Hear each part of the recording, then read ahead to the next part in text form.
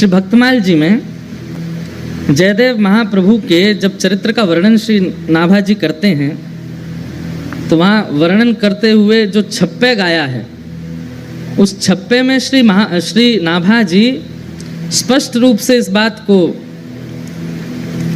सबको बता रहे हैं। क्या?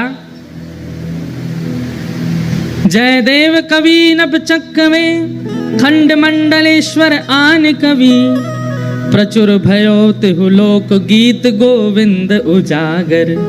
बहुत ध्यान से सुनिएगा आज, क्योंकि गीत गोविंद, कल भी गीत गोविंद हमने गाया, आज भी गीत गोविंद, और महाप्रभु जी को इतना प्रिय है, इतना प्रिय है, उसके बारे में थोड़ी हम चर्चा करें। प्रचुर भयो तिहु लोक गीत गोविंद उजागर। गीत गोविंद की महिमा केवल पृथ्वी पर नहीं है। एक बार की बात है कि एक राजा थे, उन राजा के यहाँ पर देवता भी आते थे, गंधर्व भी आते थे, पाताल लोक के नाग नागिन भी आते थे। तो एक बार उन राजा के उस सभा में, सब लोग इधर देखो, बहुत ध्यान से सुनो, देवी देवता गंधर्वजन और पाताल लोक के, रसातल लोक के, यमलोक के सब जीव भी वहां आए हुए थे, सब देवी देवता आए हुए थे। तो राजा ने सबकी अगवानी में सबको विराजमान करके किन्हीं गायकों को बुलाया और उन गायकों ने आकर के गीत गोविंद गाया, जयदेव महाप्रभु के द्वारा रचित। तो गीत गोविंद सुनकर के राजा ने उन सबसे कहा कि आपको ये संगीत कैसा लगा? तो स्वर्गलोक के देवी देवता और रसातल लोक के यमदूत आदि ये सब क्या बोले? बोले ये तो हम रोज सुनते हैं। क्यों? बोले हमारे लोकों में भी इसका पाठ होता है। तब से ये बात प्रचलित हुई कि भैया गीत गोविंद केवल पृथ्वी पर प्रचलित नहीं है, इसको तीनों लोकों में सुना जाता है, सब सुनते हैं। अगर व्यक्ति को गीत गोविंद याद हो, और भगवान ना करे ऐसा कभी हो नहीं सकता कि गीत गोविंद याद हो और उसको यमदूत पकड़ने आ जाएं। यमदूत कब आते हैं? मृत्यु काल में आते हैं। वैसे तो गीत गोविंद याद करने वाले को यम यातना नहीं भोगनी पड़ेगी, लेकिन बाई चांस फिर भी जीवन के अपने व्यवहार स्वभाव नहीं बदले, लेकिन गीत गोविंद याद कर लिया और अंतिम काल में उसके व्यवहार स्वभाव के कारण कहीं अगर यमदूत आ गए और उसने केवल अगर इतना ही गा दिया ना, श्रुत कमला कुछ मंडल धृत कुंडल ए, तो यमदूत वहीं हाथ जोड़ करके खड़े हो जाएंगे, हाथ जोड़ कहेंगे भैया तुम यमलोक के अधिकारी नहीं हो, चलो हम तुम्हें सीधे महाप्रभु जगन्नाथ जी के पास ले चलते हैं। और यमदूत तो क्या ले जाएंगे, यमदूत वहां से अंतर ध्यान होंगे, विष्णु दूत आएंगे और लेकर के जाएंगे। गीत गोविंद का ऐसा भाव। तो प्रचुर भयो तिहु लोक गीत गोविंद उजागर, तीनों लोकों में उसका गुणगान गाया जाता है, केवल पृथ्वी लोक पर गीत गोविंद प्रचलित नहीं है। हमने तो कितने अनुभव किए हैं। गीत गोविंद के प्रति एक हम आप लोगों को सावधानी बताना चाहते हैं, बस वो ध्यान से सुनिए।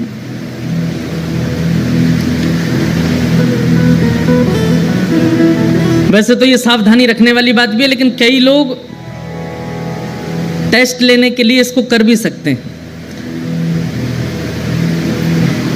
कि प्रयास करें कि गीत गोविंद जब गाया जाए और गीत गोविंद का जब पाठ किया जाए तो उस समय स्थान, मौसम और लोगों को देख लिया जाए। अगर स्थान उचित नहीं है, ये विचार कर लेना चाहिए कि महाप्रभु अगर जगन्नाथ जी यहाँ आए तो उनके योग्य व्यवस्था है कि नहीं।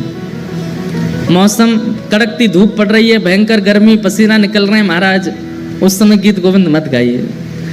और सामने बैठे हुए लोग अगर वो अधिकारी नहीं हैं, वो दूषित खाते हैं, दूषित पीते हैं, या किसी ऐसी सभा में है जहाँ विवाह का फंक्शन हो रहा है, किसी के ब्याह का क्रम चल रहा है, किसी का कुछ ऐसा चल रहा है जहाँ लोग खा भी रहे हैं, डोल रहे हैं, ऐसी जगह गीत गोविंद नहीं गाना। अधिकार का विचार करके गीत गोविंद का प्रस्तुतिकरण और गायन करना। अब ये भागवत की कथा है, यहाँ सब योग्य बैठे हैं, महाप्रभु जी विराजमान है, भागवत जी विराजमान है, इतने सारे वैष्णव विराजमान, यहाँ गीत गोविंद गाएं, ठाकुर जी आएंगे, विराजेंगे। क्योंकि अष्टपदी अभ्यास करे तही बुद्धि बढ़ावे, और श्री राधा रमण प्रसन्न सुनन निश्चित तह आवे। श्री नाभा जी कह रहे हैं जगन्नाथ महाप्रभु तो राधा रमन जी जगन्नाथ जी में कोई अंतर नहीं है, लेकिन यहाँ पर जो शब्द कहा गया है वो सुनिए, श्री राधा रमन प्रसन्न सुनन निश्चित तहाँ आवे।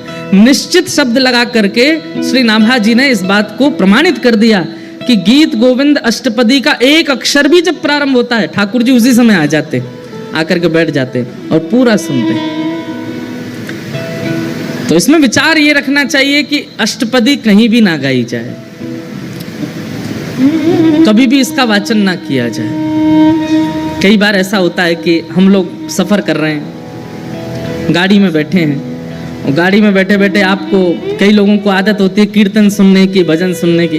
अब उस समय अगर आपने ट्रैप रिकॉर्ड में गीत गोविंद चला दिया और गाड़ी पूरी पैक बैठी है, ठाकुर जी कहाँ बैठेंगे बेचारे आके? ठाकुर जी कहेंगे भैया ऊपर इसके कैरियल भी नहीं है, कहाँ लटक जाएं हम। अच्छा, ये निश्चित है कि ठाकुर जी आएंगे, तो ठाकुर जी को श्रम होता है, बेचारे लटकते हुए सुनते हैं, लेकिन सुनते जरूर हैं। अच्छा, इसमें एक चीज हम कह सकते हैं कि जैसे सीडी में चल रहा है, किसी का गाया हुआ चल रहा है, मतलब आधुनिक यंत्र से अगर गीत गोविंद गाया जा रहा है तो ठाकुर जी हो सकता है नहीं आते होंगे, लेकिन कोई भक्त बैठ करके गाता होगा तब तो ठाकुर जी निश्चित आते हैं। तो इसलिए उस समय सावधानी रखो, गाने में कोई अपराध नहीं लगेगा आपको। भक्तमाल जी में एक लीला आती है कि एक माली की बेटी थी, उसको गीत गोविंद याद हो गया। वो गीत गोविंद कब गाती थी? जब अपने बगीचे में बैगन तोड़ने जा रही थी एक दिन। अब बैगन तोड़ने के लिए जा रही थी तो सघन वन था, वहां कांटे लगे हुए थे। अब वो तो बच बचा के निकल रही थी अंदर और गाती हुई जा रही थी। महाप्रभु जगन्नाथ जी व्याकुल हो गए, कोई गीत गोविंद गा रहा है, और तुरंत दौड़े ठाकुर जी। और ठाकुर जी इतने रसिक हैं गीत गोविंद के कि ऐसे नहीं कि दूर बैठ के सुन लिया, कोई गा रहा है तो वहीं से, नहीं, सामने बैठ के सुनते हैं, श्रोता का पूरा निभाते हैं नियम। अब वो तो सघन वन में कुंजों में घुसती जा रही थी।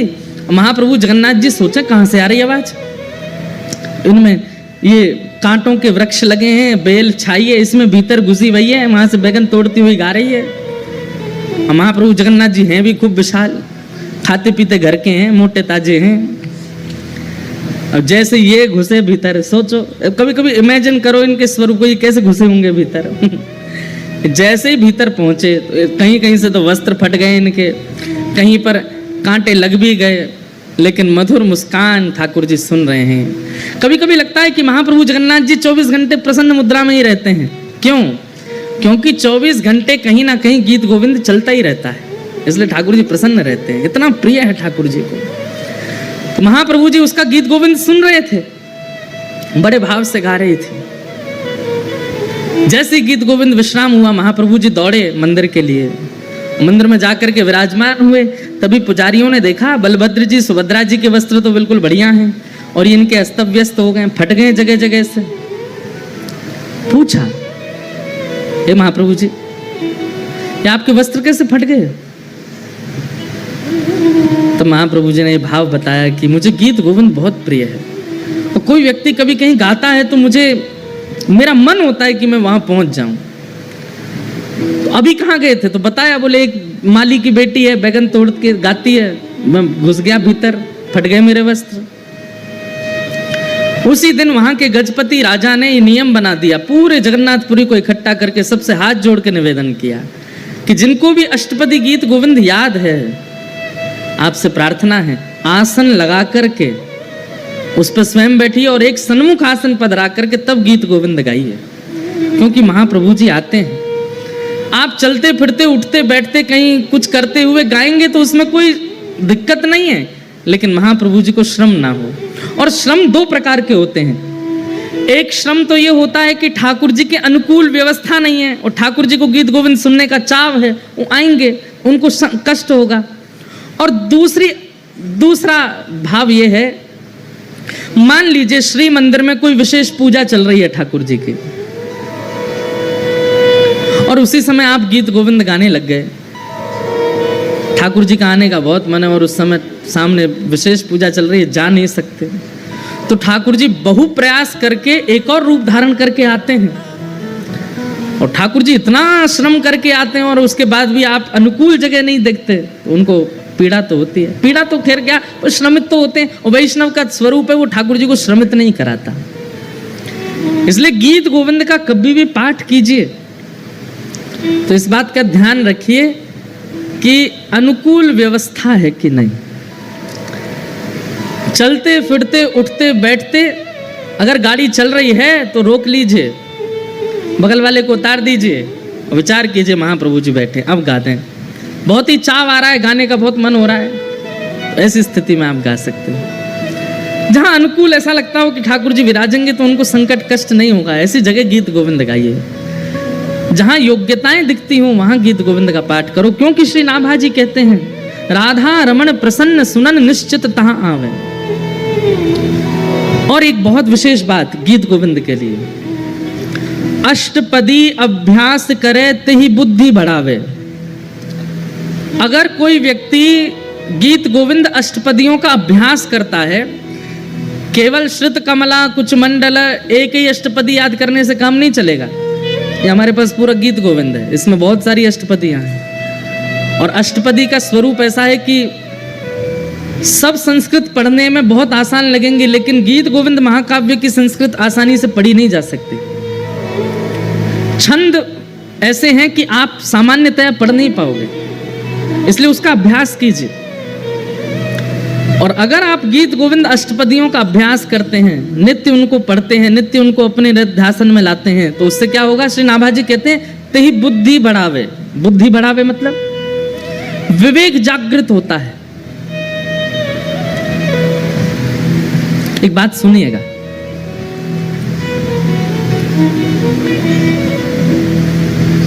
तीन प्रकार के दुख होते हैं जीवन में, बहुत ध्यान से सुनिए। तीन प्रकार के दुख होते हैं, कर्म, काल और स्वभाव।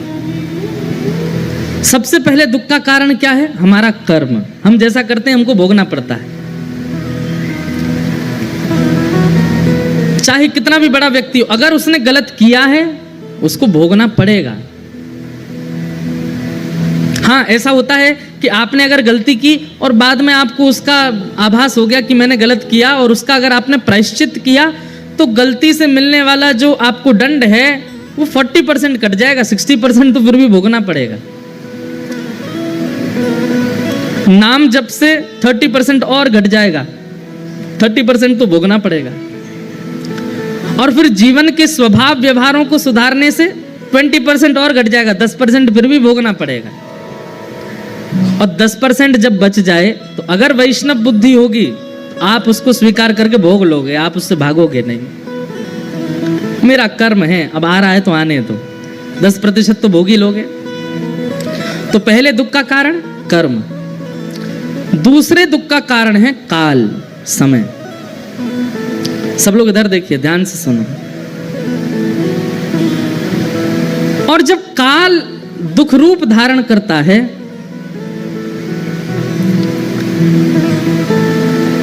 तो काल क्या करता है, मति का हरण कर लेता है। व्यक्ति का जब समय खराब आता है ना, तो कितना भी बुद्धिमान हो उसकी बुद्धि उल्टी हो जाती है। भगवान स्वयं गीता में अर्जुन को कहते हैं कि जब मुझे किसी के ऊपर बहुत देख के लगता है ना कि भाई बहुत फूल लिया, अब तू आजा चपेटे में आओ हमारे में, तो हम क्या करते हैं, कुछ नहीं करते, केवल उसकी बुद्धि का हरण कर लेते हैं। उसकी सोच ही पलट जाती है। उसने इतनी कथाएं सुनी, इतना ज्ञान, इतने गुरुजनों से उसने सब कुछ सीखा, लेकिन अपने जीवन के व्यवहार स्वभाव को नहीं बदलता है, तो फिर ठाकुर जी काल का जब दुख आता है तो मति का हरण कर लेता है। कितनी बड़ी बात है। अगर कोई व्यक्ति गीत गोविंद का नित्य पाठ करता है, अष्टपदी का अभ्यास करता है, जीवन में ऐसी स्थिति नहीं आएगी कि उसकी मति का हरण हो। ठाकुर जी फिर उसकी मति का हरण नहीं करते। स्वयं नाभा जी कह रहे हैं अष्टपदी अभ्यास करे तही बुद्धि बढ़ावे। अगर कोई नित्य अष्टपदी का अभ्यास करता है, गीत गोविंद का अभ्यास करता है, उसकी मति का हरण नहीं, मतलब उसके जीवन में काल का दुख नहीं आएगा, समय का दुख नहीं आएगा। इतना प्रिय है ठाकुर जी। आहा,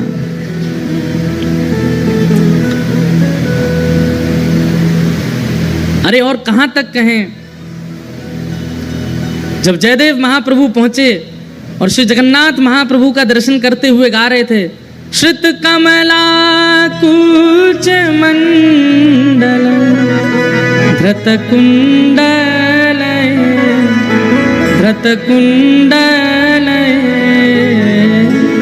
कलित ललित वनमाल तक पहुंचे थे। बस गाना तो चाह रहे थे जय जगदीश हरे, लेकिन श्री जगन्नाथ महाप्रभु अपने मधुर अधरों से गाने लगे जय जय देव। आज जय जगदीश हरे नहीं होगा, आज जय जय देव हरे होगा।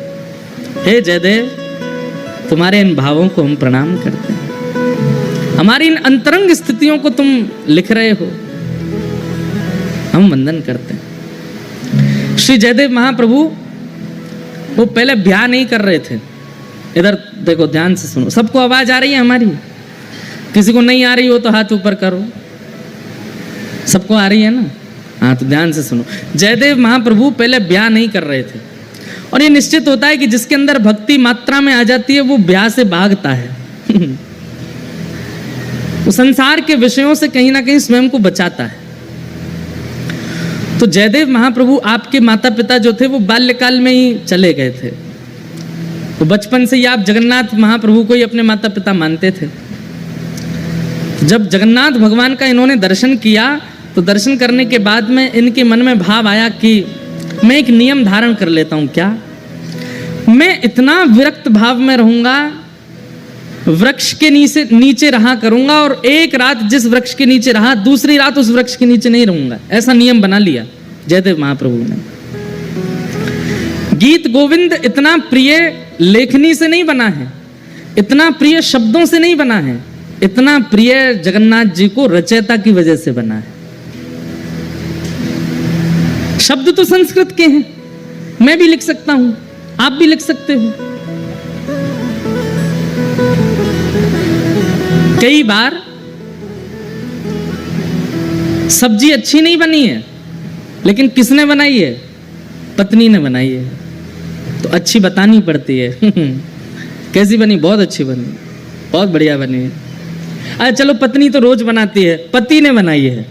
हाँ, पति कभी कभी भोजन रसोई घर में घुस जाता है तो गैस चूल्हा सब घबरा जाते हैं, बोले आज हमारी शामत है, आ गया, अब बनाएगा कुछ। तो जब पति रसोई घर में जाता, उस दिन सबसे ज्यादा खुश होती है पत्नी, और बच्चे तो कूदते रहते, आज पिताजी बनाएंगे कुछ। तो पतिदेव कैसा भी भोजन बनावे, पत्नी जब पाती है तो क्या कहती? बहुत अच्छा बना, बहुत अच्छा, सब कुछ।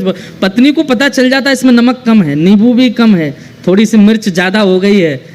बच्चों को कहती है नहीं नहीं, इसका पेट भरा, इसको मैं दोबारा खिलाऊंगी। वो फिर बाद में सही करके बच्चों को खिलाती है, लेकिन पति से क्या बोलती है? बहुत अच्छा बना है। मतलब सामग्री से कई बार प्रेम नहीं होता है, सामग्री बनाने वाले से प्रेम होता है। महाप्रभु जगन्नाथ जी को सामग्री तो बहुत प्रस्तुत करने वाले हैं, पर प्रस्तुत करने वाला कैसा है, उससे ठाकुर जी को सामग्री अच्छी लगती है। ये गीत गोविंद इतना प्रिय क्यों है ठाकुर जी को? क्योंकि जयदेव महाप्रभु, और उन जयदेव महाप्रभु ने ऐसा नियम बना लिया कि मैं एक वृक्ष के नीचे एक रात रुकूंगा और अगले दिन दूसरे वृक्ष के नीचे चला जाया करूंगा।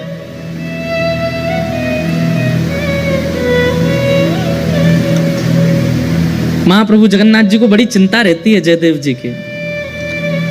उनको लगा कि बताओ, मेरा इतना प्रिय जयदेव, उसकी रचना मुझे इतनी प्रिय कि ठाकुर जी आज भी गीत गोविंद ओढ़ के सोते हैं, हृदय से लगा के सोते हैं। अरे भाई, कोई प्रेम का निर्वहन 10 साल कर ले, 20 साल कर ले, 50 साल कर ले, 60 साल कर ले। श्री जगन्नाथ महाप्रभु 1000 साल से अपने प्रेम का निर्वहन कर रहे हैं। एक भी रात पिछले 1000 सालों में ऐसी नहीं गई है जिसमें महाप्रभु जगन्नाथ जी गीत गोविंद को लपेट करके ना सोए हों। हर रात गीत गोविंद को अपने हृदय से लगा के सोते हैं।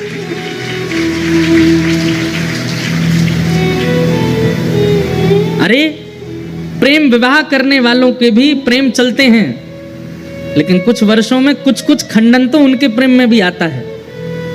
लेकिन ऐसा प्रेमी कौन होगा महाप्रभु जगन्नाथ जी सोते ही नहीं है बिना गीत गोविंद के। जब तक गीत गोविंद का पाठ नहीं होता नहीं सोते। और केवल जगन्नाथ जी नहीं, बद्रीनाथ चले जाओ, वहां पर भी गीत गोविंद का पाठ होता है, द्वारिका में भी गीत गोविंद का पाठ होता है। गीत गोविंद रात में सुनेंगे तभी ठाकुर जी को नींद आती है, तभी सोते हैं, क्योंकि रचयिता जयदेव है। और वो जयदेव हैं कैसे? उन्होंने नियम ले लिया कि मैं एक वृक्ष के नीचे एक रात रहूंगा, अगले दिन दूसरे वृक्ष के नीचे सोते थे। इतना संग्रह भी नहीं किया कि कहीं मैं एक वृक्ष के नीचे 4 दिन रहा तो ऐसा ना हो जाए कि ये वृक्ष और ये स्थान मेरा है। लेकिन महाप्रभु जी को चिंता होती है जयदेव महाप्रभु की, मेरा जयदेव एक वृक्ष के नीचे सोता है, इतनी बड़ी रचना गीत गोविंद करने वाला एक वृक्ष के नीचे सोता है। तभी श्री जगन्नाथ जी ने एक योजना बनाई, और एक सुदेव नाम का ब्राह्मण था। उस सुदेव ब्राह्मण के कोई संतान नहीं थे।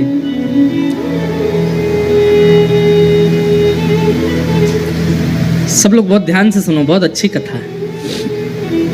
ठाकुर जी पहले ही योजना बना लेते हैं। तो सुदेव ब्राह्मण के पहले कोई संतान नहीं थी, तो सुदेव ब्राह्मण ने जगन्नाथ महाप्रभु से कहा कि भगवान एक संतान का सुख मुझे दीजिए, मैं वचन देता हूं उसकी बाल्यावस्था पूरी हो जाने के बाद जैसे ही वो बालक कुमार अवस्था का होगा मैं आपके चरणों में निवेदित कर दूंगा, वो बालक आपका हो जाएगा। फिर ये मेरा वचन है आपको। तो जैसे ही भगवान ने देखा कि भाई ये जयदेव महाप्रभु एक ही वृक्ष के नीचे रहते हैं, तभी ठाकुर जी ने विचार किया कि हम कैसे इनके इस वृक्ष के नीचे रहने वाले सिस्टम को दूर करवाएं। तभी ठाकुर जी को याद आया कि एक सुदेव ब्राह्मण था, उसने इतने वर्ष पहले हमसे कहा था कि एक संतान हो जाए तो वो हमें अर्पित करेगा। और ठाकुर जी की कृपा से उस सुदेव ब्राह्मण के यहाँ एक पुत्री ने जन्म लिया। महाप्रभु जी ने विचार किया कि उसकी पुत्री अब विवाह के योग्य हो गई है। महाप्रभु जी ने उसको स्वप्न दिया सुदेव ब्राह्मण को, और स्वप्न में जाकर के उसको याद दिलाया कि तुमने हमसे कहा था एक संतान होगी तो तुम हमको अर्पित करोगे, तुम्हारी बेटी हुई, अब भूल गए अपना वचन। अगले दिन ही सुदेव अपनी बेटी लेकर के महाप्रभु जगन्नाथ जी के सामने गया। जय जय, मेरी दृष्टता क्षमा, मैं भूल गया था कि पुत्री आपको अर्पित करनी, मेरी पुत्री आप इसको स्वीकार करो। जैसे ही उसने प्रणाम किया, महाप्रभु जगन्नाथ जी उसके अंतस्थ में आ गए और बोलने लगे, बोले अब ये हमारी हो गई तो हम जहां जाएंगे वहां इसको लेके जाओ, हम जहां चाहेंगे वहां इसको दे आओ। बोले आज्ञा करो। बोले एक वन में एक जयदेव महाप्रभु हैं, गीत गोविंद की रचना जिन्होंने की, उनसे जाकर के अपनी बेटी का ब्याह कर दो। पद्मावती नाम था उनका। तो सुदेव ब्राह्मण बोला भगवान वन में रहते हैं बेटी, बोले अब ये तुम्हारी बेटी नहीं तो तुम चिंता क्यों कर रहे हो? तुम्हारी बेटी होती तुम चिंता करते ना कि जमाई हमारा कैसा, घर है कि नहीं है, परिवार है कि नहीं, संपत्ति। अब तो ये हमारी हो गई, तो अब इसके पिता हम हैं, हम इसके लिए योग्य वर ढूंढ चुके हैं, उससे जाके ब्याह करो इसका। और जो आज्ञा भगवान, बिल्कुल संशय नहीं है मेरे चित्त में, मैं ब्याह कर दूंगा। और जाते जाते जगन्नाथ महाप्रभु, सुनो तुम अपनी बेटी लेकर के संबंध कराने आए हो ऐसा बिल्कुल मत बोलना, ये कहना महाप्रभु जगन्नाथ जी ने भेजा है और उन्होंने ही आज्ञा की है कि आपको इनसे ब्याह करना पड़ेगा। ठाकुर जी को कितनी चिंता हो रही है कि जयदेव जी का घर बन जाए, जयदेव जी की झोंपड़ी हो जाए। सुदेव ब्राह्मण अपनी पुत्री पद्मावती को लेकर के पहुंचे। श्री जयदेव महाप्रभु एक वृक्ष के नीचे बैठे थे तो प्रणाम किया। जयदेव महाप्रभु, कहिए भगवान कैसे आना हुआ? बोले भगवान आप सुयोग्य हैं और मेरी बेटी आपके बिल्कुल योग्य है, मैं अपनी पुत्री का आपसे विवाह करने के लिए आया हूं। और ये मैं अपनी पुत्री का विवाह करने इस भाव से नहीं आया कि मैं इनका पिता हूं। महाप्रभु जगन्नाथ जी ने मुझे स्वप्न देकर के आज्ञा दी है कि आप इनको स्वीकार करो। जयदेव महाप्रभु उठ खड़े हुए, हंस करके बोले जगन्नाथ प्रभु तो बोलेंगे ही, खुद ने तो 16,108 किए हैं, उनको क्या कमी है? वो तो 10-5 हजार और कर लें तो भी उनको कोई दिक्कत नहीं, वो तो कर्तुम अकर्तुम अन्यथा कर्तुम समर्थ परमेश्वर हैं, वो संभाल भी सकते हैं। पर मैं कैसे संभालूंगा इनको? मैं तो एक वृक्ष के नीचे एक रात रहता हूं, फिर दूसरे वृक्ष के नीचे दूसरी रात गुजारता हूँ, मेरा कोई ठिकाना नहीं है। और भाई इनको रखने के लिए तो बहुत व्यवस्थाएं करनी पड़ जाएंगी, मेरे भजन में बाधा हो जाएगी, मेरे चित्त में इतना भाव प्रेम नहीं उमड़ पाएगा फिर ठाकुर जी के प्रति। क्षमा करें महाप्रभु, भले ही जगन्नाथ जी ने इनको भेजा। अब देखो ये अधिकार प्रेमी व्यक्ति को प्राप्त होता है। हम आप होते तो घबरा जाते, ओहो जगन्नाथ जी ने कहा है फिर तो मानना पड़ेगा, फिर तो करना पड़ेगा, फिर तो स्वीकार होना ही चाहिए। लेकिन जयदेव महाप्रभु इतने जानते हैं ठाकुर जी को, इतना प्रेम है उनका, बोले महाप्रभु जी से कहो कहीं और व्यवस्था देखें इनके लिए, बाकी सारी आज्ञा उनकी स्वीकार है पर ये स्वीकार नहीं है, हम बयान नहीं कर पाएंगे।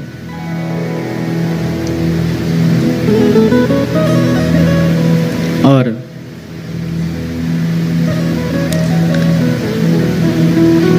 श्री जयदेव महाप्रभु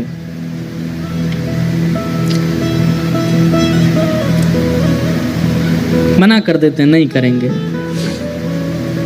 अरे आप कैसे व्यक्ति हैं, महाप्रभु जी की आज्ञा नहीं मान रहे हो, जगन्नाथ जी की आज्ञा नहीं मान रहे हो। बोले हमें स्वीकार है, हम बिना आज्ञा के ही रह लेंगे, लेकिन ये नहीं करेंगे।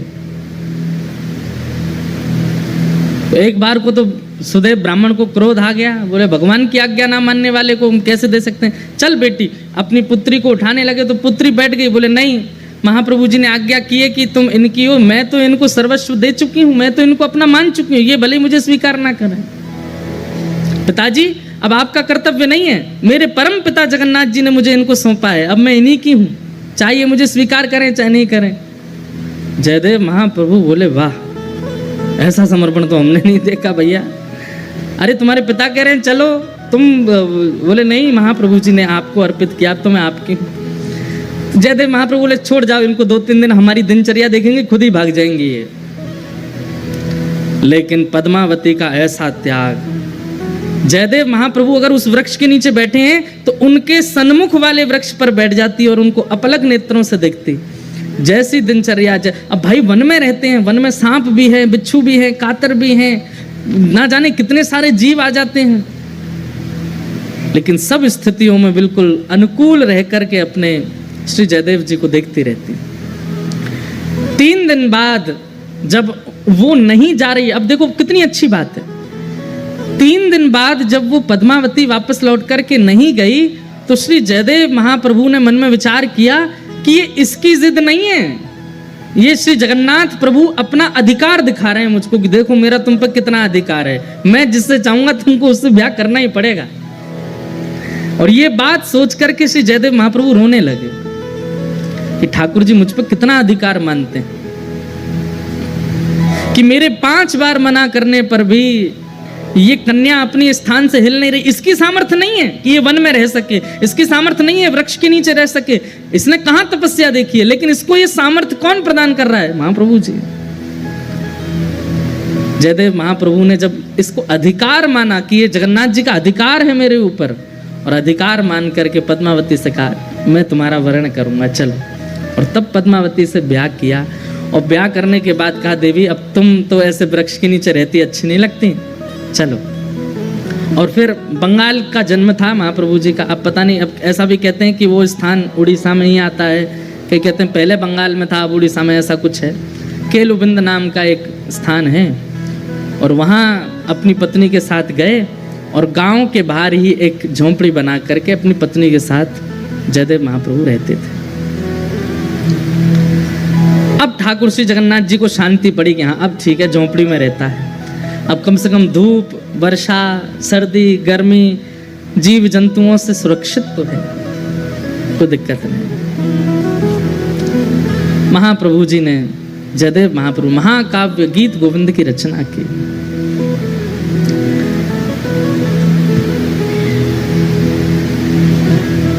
और ऐसा कहीं कहीं वर्णन आता है कि जयदेव महाप्रभु बोलते थे और उनकी पत्नी जो पद्मावती थी वो लिखती थी, वो उनसे लिखवाने का क्रिया करते थे।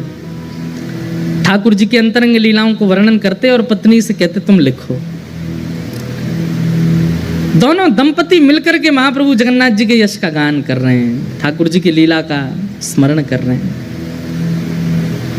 एक बार एक अष्टपदी का सुंदर भाव आया चित्त में, और उस अष्टपदी में रास बिहार का वर्णन कर रहे थे श्री जयदेव महाप्रभु। तो रास बिहार का वर्णन करते करते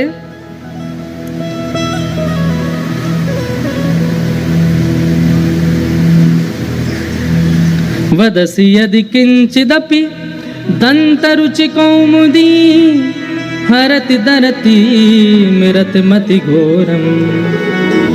ये अष्टपदी का प्रारंभिक इससे प्रारंभ होता है। सुंदर रास बिहार का वर्णन कर रहे थे और रास बिहार का वर्णन करते करते उनके मन में एक सुंदर भाव आया। क्या? भण मृषण वाणी करवाणी चरणद्वयं सरसल सलद तत्कसुरागम स्मरगरल खंडनम मम शिरसि मंडनम देहि पद पल्लव मुदारम। अब इस भाव में ऐसा वर्णन है कि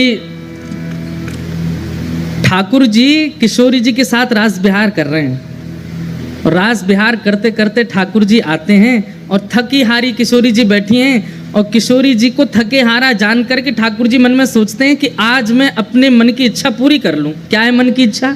और ठाकुर जी की मन की इच्छा है कि मैं एक बार किशोरी जी के दोनों चरण पकड़ करके अपने सिर पर धर लूं। और किशोरी जी ये करने नहीं देते। ठाकुर जी किसी ना किसी कौतुक से प्रणाम कर लेते हैं, सिर कभी कभी माथे नीचे धर लेते हैं किशोरी जी के चरणों में। लेकिन ठाकुर जी का क्या मन है कि जो पैर का तलवा है, ऐसे किशोरी जी के दोनों पैर ये बैठी हों और इनके दोनों पैर पकड़ के ऐसे अपने सिर पर धर लूं। अब देखो कितनी गंभीर बात है, ध्यान से सुनना।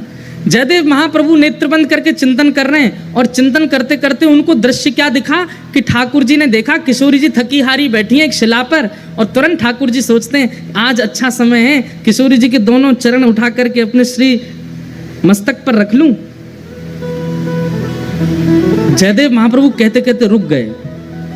और रुक क्यों गए? बोले कहीं ऐसा तो नहीं कि ठाकुर जी और किशोरी जी के इस भाव को मैं जो देख रहा हूं मेरी पत्नी किसी अन्य भाव में ले जाए। कहीं ऐसा नहीं हो कि इसके चित्त में यह भाव आ जाए कि ये परमात्मा है, ये साक्षात जगत नियंता जगदाधार त्रिलोकी स्वामी हैं, जो इतने आसक्त हो गए हैं किशोरी जी के प्रति कि उनके दोनों चरण उठा करके अपने सिर पर रख रहे हैं। कहीं इसके चित्त में कोई अन्य भावना तो नहीं आ जाएगी?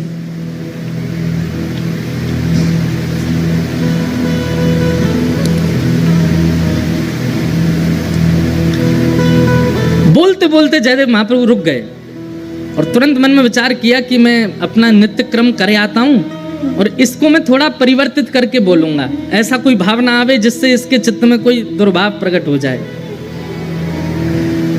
तो जयदेव महाप्रभु बोले देवी अभी ना मुझे आगे याद नहीं आ रहा है, तुम एक काम करो, इसको आगे मैं पूरा करूंगा, यहीं रख दो। और कलम और गीत गोविंद की पुस्तिका वहीं रख करके जयदेव महाप्रभु बोले तुम भोजन प्रसाद तैयार करो, मैं गंगा स्नान करके आता हूँ और स्नान करके आके फिर प्रसाद पाके फिर लिखूंगा। ठीक है। अब वो चली गई प्रसाद बनाने, जयदेव महाप्रभु चले गए गंगा स्नान करने। इतने में ठाकुर जी ने मन में विचार किया कि इस भाव को लिखने में इनको संकोच क्यों हो रहा है। अरे किशोरी जी के चरण मुझको सिर पर धारण करने में कोई दिक्कत नहीं है, ये जयदेव महाप्रभु संकोच क्यों कर रहे हैं इस भाव को वर्णन करने में। और बोले ये स्नान करके आएंगे, इसको परिवर्तित करके कुछ और लिख देंगे, और लेकिन मैं चाहता हूं कि यही लिखा जाए। तभी जयदेव महाप्रभु का रूप धारण करके स्वयं श्री जगन्नाथ जी आ गए। और जयदेव महाप्रभु के रूप में जैसे ही आए, पत्नी बोली बड़ी जल्दी स्नान कर आए। हाँ देवी, वो मुझे पंक्ति याद आ गई थी, आगे जो लिखनी है, लाओ कलम दो, मैं लिख देता हूँ। और तुम भोजन बन गया? बोले हाँ तैयार है। बोले लगाओ थाली, मैं भी पंक्ति लिख देता हूँ। और श्री जगन्नाथ महाप्रभु ने जयदेव जी का रूप धारण करके इस पंक्ति को लिखा। क्या? भण मृषण वाणी करवाणी चरणद्वयम सरसल सदन कथ सुरागम स्मर गरल खंडनम मम शिरसि मंडनम देहि पद पल्लव मुदारम। हे किशोरी जी, आपके चरण कैसे हैं? बोले इन चरणों को यदि कोई दूर से देख ले और उसके चित्त में यदि काम भी उत्पन्न हो गया होगा तो किशोरी जी के चरणों में इतनी सामर्थ्य है कि उसके हृदय से उस काम का नाश हो जाएगा। ऐसे काम नाशक इन चरणों को मैं अपने शीश पर धारण करता हूँ, स्वयं ठाकुर जी ने लिखा। और लिख करके जयदेव महाप्रभु की छाप लगा दी। जयति जयदेव कवि भारती भूषितम मानिनी जननितिशातम। जयदेव महाप्रभु की छाप लगा करके और पूरी पंक्ति पूरी करके, देवी भोजन लगाओ। पत्नी ने, पद्मावती ने भोजन बनाया, ठाकुर जी ने प्रेम से पाया। और नियम था पद्मावती का कि जयदेव महाप्रभु पाते, फिर उसी थाली में जो बच जाता उसमें ही थोड़ा परोस के पाती थी। आज ठाकुर जी ने अपना अधरामृत दे दिया पद्मावती को, और पद्मावती ने प्रेम से उसी में ही दाल भात मिला करके पाया। आज तो ऐसा अद्भुत, आज पद्मावती बोली ऐसा लगता है मेरे हाथों में लक्ष्मी आ गई है, कितना सुंदर स्वाद, ऐसा लगता है जगन्नाथ महाप्रभु का भात पा रही हूं क्या। बड़े आनंद में निमग्न होकर के एक एक कोर पा रही थी, तभी जयदेव, असली जयदेव आ गए। और वो जयदेव कहाँ गए? बोले देवी मैंने तो बहुत पा लिया, अब मैं सोने कक्ष में जा रहा हूं, तुम पालो। जगन्नाथ जी तो चले गए भीतर कक्ष में, असली जयदेव जी आए। आकर के अपनी पत्नी को देखा, वाह देवी इतनी जोर की भूख लगी कि आज हमसे पहले ही पा लिया आपने। पद्मावती बोली क्या कह रहे हैं? बोले तुम रोज हमको पवाती हो, फिर हमारे बात पाती हो, आज हमसे पहले ही पा रही हो। पद्मावती बोली कुछ खा पी लिए हैं क्या आप? अरे अभी अभी तो आप प्रसाद पाके सोने गए थे, वहां आपका जो बचा थाल में वही मैं पा रही हूँ। जयदेव महाप्रभु बोले मैं तो तब का गया, गंगा स्नान करके और संध्या वंदन करके अब लौटा हूँ, मैं कहाँ प्रसाद पाया मैंने अभी। अरे आप थोड़ी देर पहले आ तो गए थे, बोले मुझे पंक्ति याद आ गई है, जल्दी कलम दो, और तुरंत आप लिखने बैठ गए और लिख करके आज बड़े खुश हो रहे थे, बड़े आनंद से अपना ही नाम गा रहे थे, वाह जयदेव कह रहे थे। और फिर प्रसाद प्रेम से आपने पाया और सोने गए हो भीतर, पीछे से निकल के फिर आ गए हो बाहर, ये क्या लीला कर रहे हो आज? जयदेव महाप्रभु बोले मैं पंक्ति लिखने आया था। बोले हाँ कहाँ है? गीत गोविंद काव्य। बोले वो वहीं जहां आप रखते वहीं रखा है। तुरंत दौड़ करके गए और जैसे ही उस पंक्ति को देखा, जिस पंक्ति को लिखने में संकोच जयदेव महाप्रभु कर रहे थे, सुंदर अक्षरों में श्री जगन्नाथ जी अपने हाथों से लिख करके गए। और जब अंतिम पंक्ति पढ़ी, जयति जयदेव कवि भारती, जयदेव की जय जय हो, जो भारत में ऐसा भूषण रत्न जयदेव प्रकट हुआ उसकी जय जय हो। अपने प्रति ये मान सम्मान महाप्रभु जी के द्वारा सुन करके देख करके जयदेव जी रो पड़े। तुरंत पत्नी से बोले चलो जगन्नाथपुरी। महाप्रभु जी के सन्मुख आकर के इतना रोए, नाथ आप कितना स्नेह देते हैं, कितना प्रेम करते हैं, सर्व भावों से आपने मुझे युक्त कर दिया है। मैंने क्या दिया आपको? केवल शब्द ही तो प्रकट कर रहा हूं, इससे अधिक तो मैं कुछ करता नहीं आपके लिए। ना कभी कोई रत्न चढ़ाए हो, ना कभी कोई भेष चढ़ाया हो, ना कभी महाप्रसाद लगाया हो, ना कभी 56 भोग का कोई मनोरथ जगन्नाथपुरी में कोई विशेष उत्सव किया हो, कुछ नहीं। दूर बैठा बैठा केवल शब्द प्रस्तुत करता हूं और आप इतने प्रसन्न हो जाते हैं।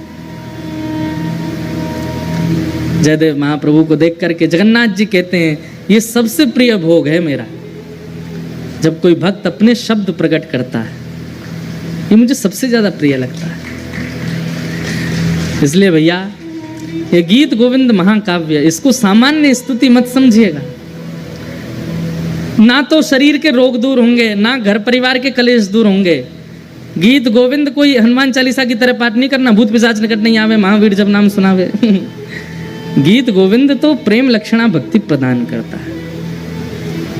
ऐसे गीत गोविंद को हम बारंबार प्रणाम करते हैं और जयदेव महाप्रभु के प्यारे श्री जगन्नाथ जी को बारंबार वंदन करते हैं कि आप इतने कृपालु हैं कि इतनी सहज अक्षरों पर आप प्रसन्न हो जाते हैं।